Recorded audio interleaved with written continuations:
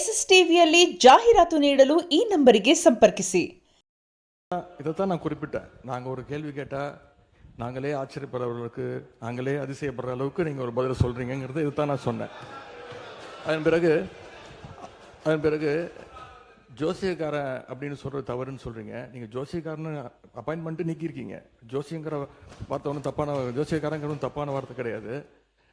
Live திமுக ஆட்சியில் தான் முதன்முறையாக நாங்கள் தேர்தல் அறிக்கையில் சொன்னோம், கேள்வி நேரத்தை முதலையாக லைவாக ஒளிபரப்பு செய்தது நாங்கள்.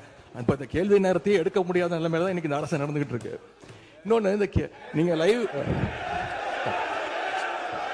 சொல்லவே இல்லை. உங்களை நாங்கள் பாராட்டுகின்றோம். உங்களுக்கு ரொம்ப பொறுமையாக எல்லாரையும் ஹேண்டில் பண்ணுறீங்க. அதை பற்றி நாங்கள் கவலைப்படல. நேரலை நாங்கள் செய்யவில்லை அப்படின்னு சொன்னாங்க. சட்டமன்ற வரலாற்றிலே முதன்முறையாக நேரலை செஞ்சது திராவிட மாடல் அரசு, எங்களுடைய தலைவர் அவர்கள் தான்.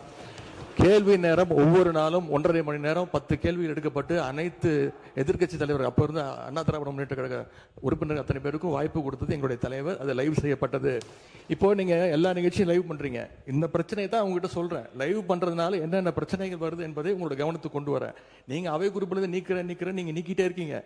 ஆனா எல்லாமே அங்க ரீல்ஸாக மாற்றப்பட்டு அங்க போய் கொண்டிருக்கிறது. ஏற்கனவே மாண்புமிகு எதிர்கட்சி தலைவர்கள் இது குறித்து வெளியிலே இருக்கக்கூடிய நீங்க என்ன உங்க தலைவை கட்டுப்படுறீங்களா? நீங்க பிடிக்கிறீங்க? நீங்க எதுக்கு பேசுறீங்க? நீங்க ஏன் பேசுறீங்க? நீங்க மாண்புமிகு எதிர்கட்சி தலைவர் சொன்ன கருத்துக்கு ஏற்கனவே திராவிட முன்னேற்ற கழகத்தின் சார்பில் ஒரு மீடியா இங்கே நீக்கப்பட்டதை வைத்து அவர்கள் சித்திரம் வெளியிட்டு கொண்டிருக்கின்றார்கள். அதை பற்றி உரிமை குழுக்கு அனுப்ப வேண்டும் என்று ஒரு கடிதம் கூட நீங்கள் கொடுத்திருக்கின்றீர்கள்.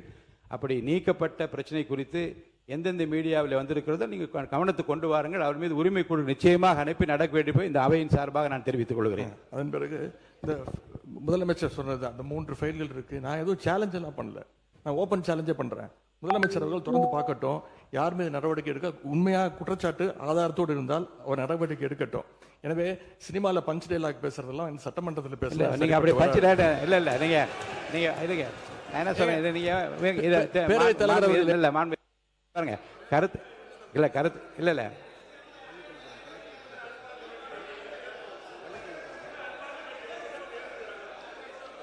மாண்புமிகு பள்ளிக்கல்வித்துறை அமைச்சர், மாண்புமிகு பேரவைத் தலைவர் அவர்களே, முதல்ல உட்காருங்க.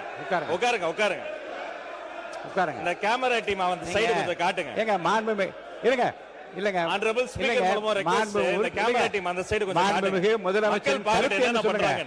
அத நீங்க சினிமா நடிப்பது போல பஞ்ச் டயலாக்னா எப்படி எழுந்திருக்காம இருப்பாங்க? அப்புறம் தயவுசெய்து சொல்றேன், நீங்க சொல்லுகிற போது முதலமைச்சர் கருத்துன்னு சொல்லுங்க.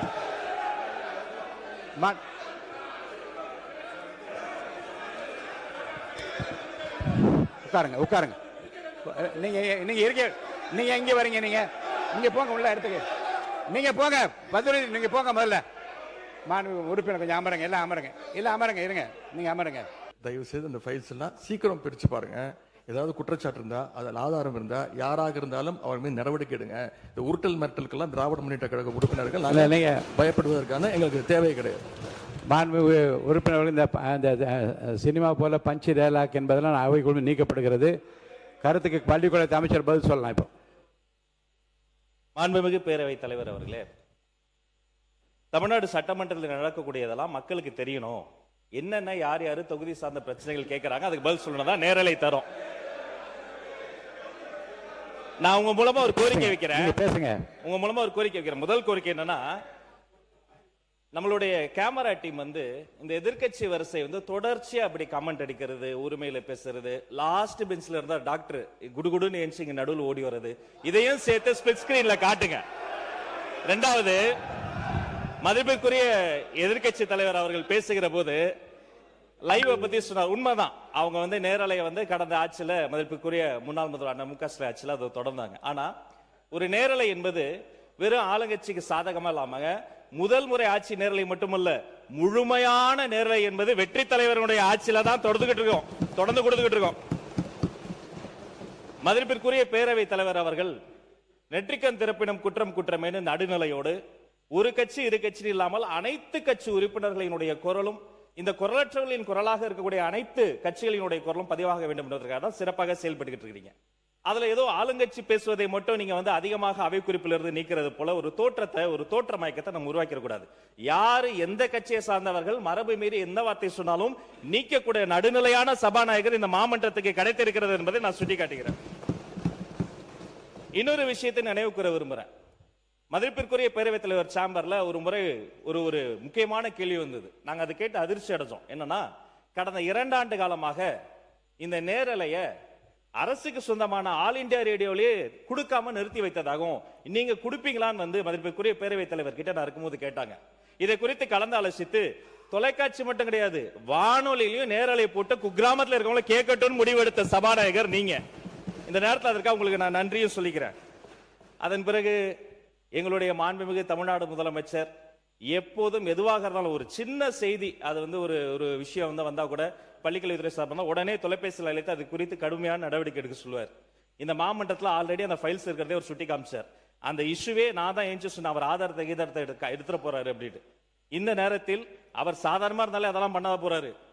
மாண்புமிகு எதிர்க்கட்சி தலைவர் அவர்கள் காட்டுன்றாரு. அவருடைய கோரிக்கையை கட்டாயமாக முதல்வர் நிறைவேற்றுவார் என்பதையும் கூறிக்கொள்கிறேன். 2 வார்த்தை மட்டும் கோரிக்கை. அவர் எல்லாத்தையும் ஆக்கப்பூர்வமா விமர்சிக்கலாம். அதுல வந்து ஒரு தனியார் நிகழ்ச்சி பேரை சொன்னாரு. அது பாட்டு பாடுவது இந்த மரபுக்கு புதுசு கிடையாது. விதவிதமாய் வித்தியாசமாய் பயங்கரமா பாட்டு பாடினவங்க தான் அந்த பக்கம் ஃபுல்லா உட்கார்ந்து இருக்கிறாங்க. அதெல்லாம் அந்த தனியார் நிகழ்ச்சியினுடைய பேரையும் நம்ம வந்து நீக்கிடலாம். இவரை தான் நியமிக்கணும், இவரை நியமிக்க கூடாது. இந்த தொழில் உயர்ந்தது, இந்த தொழில் தாழ்ந்ததுலாம் கிடையாது. இது இன்க்ளூசிவ் கவர்மெண்ட். அனைவருக்கும் அதிகாரம், அனைவருக்குமான ஒரு விஷயம் தான் நேர்மையான முறையில் பை மெரிட்ல போயிட்டே இருக்குது. அதனால ஒரு குறிப்பிட்ட ஒரு விஷயத்தை மட்டும் சுட்டி காட்டுகிற பொழுது அது வந்து ஏற்புடையதல்ல. அது மட்டும் கிடையாது, இந்த சினிமாவில் வரக்கூடிய அந்த பஞ்ச்டைல் அதை கூட நீங்க அவை குறிப்பில் நீக்கிட்டீங்க. அதை போன்ற விஷயங்களை தவிர்த்து கொண்டு ஆக்கப்பூர்வமான கருத்துக்களை, அறிவுபூர்வமான சிந்தனைகளை அதை முன்வைத்து பேசினால் இந்த மாமன்றம் சிறப்பாக செயல்படும். உங்களுக்கு எங்களுடைய அத்தனை பேரின் சார்பில் ஒரு வாழ்த்துக்களையும் தெரிவித்துக் கொள்கிறேன். மிக சிறந்த சபாநாயகர் தமிழ்நாடு அரசியல் வரலாற்றில் இந்த மாமன்றம் கிடைத்திருக்கிறது என்பதை பதிவு செய்கிறேன். மாண்புமிகு எதிர்க்கட்சி தலைவர். பேரவைத் தலைவர், நான் உங்க சார்பா பேசிட்டு இருக்கேன். இப்ப நீங்க நீக்கிட்டீங்க, ஆனா இப்ப எல்லாம் லைவ்ல போயிடுச்சு. இப்ப அதுக்கு என்ன பண்ண போறீங்க? அது என்ன நடவடிக்கை எடுக்க போறீங்க? அதாவது லைவ் கொடுப்பது நாங்க எதிர்க்கவில்லை, நாங்கள் பாராட்டுகிறோம். லைவ் நீங்க கொடுத்திருக்கீங்க, நல்ல முயற்சி, நாங்க பாராட்டுறோம். ஆனா அதுல இருக்கக்கூடிய பிரச்சனைகளை இங்க நான் சொல்றேன். நீங்க அவை குறிப்பில் நீக்கிறீங்கன்னு சொல்றீங்க. நீங்க எவ்வளவு நீக்கினாலும் அது சோசியல் மீடியால ட்ரெண்ட் ஆகிட்டு இருக்கு, வைரலா போயிட்டு இருக்கு. அததான் உங்களுடைய கவனம். எதிர்க்கட்சி தலைவர் சொல்ல விரும்புகிற கருத்து வந்து, குற்றச்சாட்டுகளை எந்த பக்கத்திலிருந்து வைத்தாலும், அது முன்னாள் ஆண்டவர்களாக இருந்தாலும் சரி, இப்போது ஆள்கின்ற இடத்தில் இருந்தாலும், ஆதாரப்பூர்வமான கருத்துக்களை சொல்வதன் மூலமாகத்தான் இந்த சபையிலே சில குறைந்தபட்ச மாண்பினை நாம் காப்பாற்ற முடியும் என்பதையும் கருத்திலே கொண்டு, அப்படி ஆதாரம் இல்லாமல் சொல்லுகிற போது நான் உடனே நீக்க வேண்டும் என்பது ஒரு நியாயமான மரபு. அதன்படி நான் நீக்குகிறேன். ஆனால் அதை எடுத்து பல்வேறு மீடியாக்களிலே வந்து வெளியிடுவார்கள். ஆனால் இப்போ எனக்கு கவனத்துக்கு கொண்டு வரப்பட்டிருக்கிற 1-2 செய்திகளில் அதை ஆய்வு எடுத்துக்கொண்டு அதை உரிமை கொடுக்க நான் அனுப்ப இருக்கிறேன். இனி வருங்காலத்தில் SSTV ಸಿನಿಮಾ ಜಗತ್ತಿನ ಕ್ಷಣ ಕ್ಷಣದ ಸುದ್ದಿಯೊಂದಿಗೆ